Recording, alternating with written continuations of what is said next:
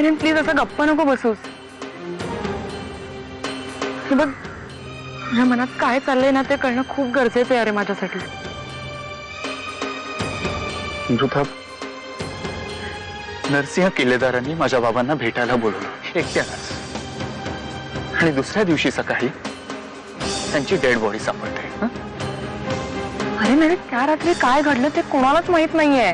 हो अमृता, पण लगेच 2 आठवड्यात नरसिंह किल्लेदार मंत्री झाले. आर्यन बाबांना स्वतःच्या कर्तृत्वावर पद मिळालंय. हो अमृता, युअर राईट. हे कर्तृत्वच होतं त्यांचं. मग आता तूच सांग आर्यन, मी काय करू? अमृता, मला थोडा वेळ हवाय. जानकी, एक विचारू? तुझं आणि अहिल्याचं एकमेकींशी जमत नाही ना? नाही नाही, असं काही नाहीये ते. It's okay. ओळखते मी तिला. थोडी डॉमिनेटिंगच आहे ती लहानपणापासून, पण मनाने खूप चांगली आहे.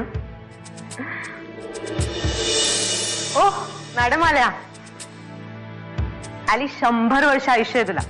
तुला माहितीये, जानकीला मी आपले लहानपणीचे किस्से सांगत होती. मोलकर्णी बरोबर आपलं प्रायव्हेट लाईफ डिस्कस करण्याची काही गरज नाही, कळलं? मला परशूचा फोन आला होता. कदाचित त्यांनी पोलीस स्टेशन मधनं केला असेल. मला म्हणाला की माझं वकीलपत्र घेशील का? कधीपासून घेतोयस त्याचं वकीलपत्र? नाही, मी तसा काही अजून विचार केलेला नाहीये. पण मला वाटतं दादा, आपण ह्या विषयावर बसून बोलायला हवंय. खरं तर मी तुझ्याशी या विषयावर इतका बोललो हेच खूप आहे. म्हणजे आपण त्याला काहीही मदत करायची नाहीये का? मी करणार नाही. तुला करायची मदत तर तू स्वतंत्र आहेस. मी अडवणार नाही तुला. ही अहिल्या किल्लेदार बाई कशी आहे रे? अरे आर्यन बाबा, तू त्या किल्लेदारांच्या सगळ्याच बायकांच्या मागे लागलाय, आणि विशेष करून त्या अहिल्याबाईच्या. ही एक ती साडेसाती परवडली, पण ही बाई नाही परवडायची.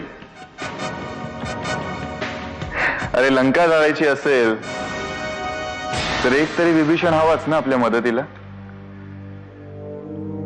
विभीषणाचंच काम करेल ही बाई आपल्यासाठी. अरे विभीषण नाही, इकई ज्याच्या वाट्याला जाईल ना त्याची वाट लागलीच म्हणून समज. आणि त्यात तिला वाटतं तिला लय डोकं आहे, पण आतमध्ये मेंदू नाही त्याचं काय. लहान पोरासारखी हट्टी बाई आहे ती. हट्टीच आहे ना?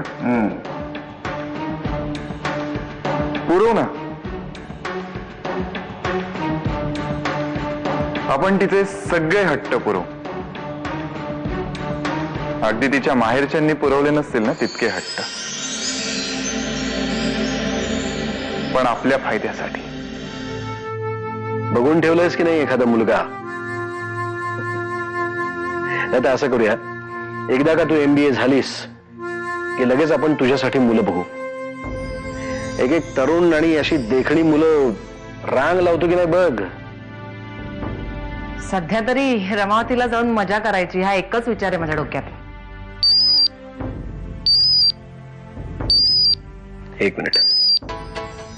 हॅलो, बोला जगताप. बघितलं, पक्के राजकारणी आहेत. त्यांना काय माहिती नाहीये माझ्या आणि आर्यनच्या नात्याबद्दल, पण नाही, माझ्या तोंडून वदवून घ्यायचंय ना, म्हणजे मग त्याचा समाचार घ्यायला मोकळे. असं काही नाही हा. दादाच्या मनात असं काहीही नसेल. काका, त्यांच्या मनात काय चाललंय ना ते चांगलंच माहिती आहे मला.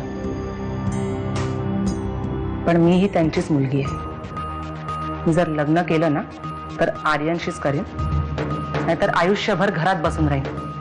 आणि यासाठी जर मदत लागली ना तर ती तू करणार आहेस, एवढी एकच अपेक्षा आहे.